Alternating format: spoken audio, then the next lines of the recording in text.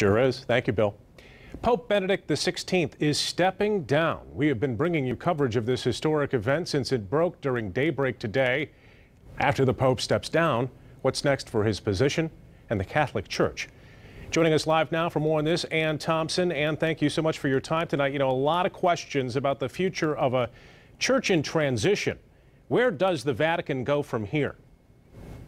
Well, Brian, I think the first thing is they have to pick a new successor, and there's a lot of speculation that perhaps in this successor we might see the first non-European pope.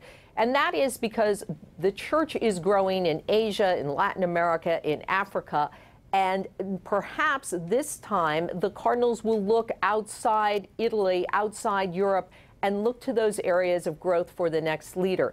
This is now a global position. It means you have to travel all around the globe. You have to speak many different languages. It is a 24/7 position because of the world of instant communication in which we live. And so they're looking for, I've talked to a lot of people today who said what we need is someone who can preach the gospel, who can talk about the faith and get people excited about the faith again.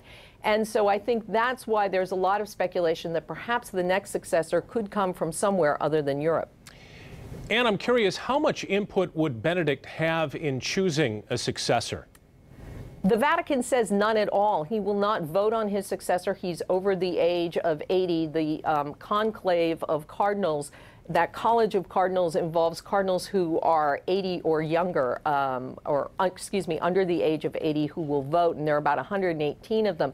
But that does not mean this successor will be without the imprint of Benedict XVI. He and John Paul II appointed almost all the cardinals who will vote on his successor. And so many Vatican observers expect this will be a man who is very much in line with the conservative theology that both John Paul II and Benedict espouse.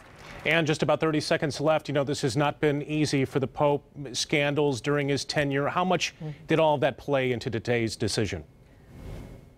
I think it clearly weighed heavily on him. I think the bigger issue is just not being able to do the job and the frailties of age. And he understood the importance of the job, what it demanded, and just didn't feel that physically he could do that anymore. I think that's very clear in the statement he read today.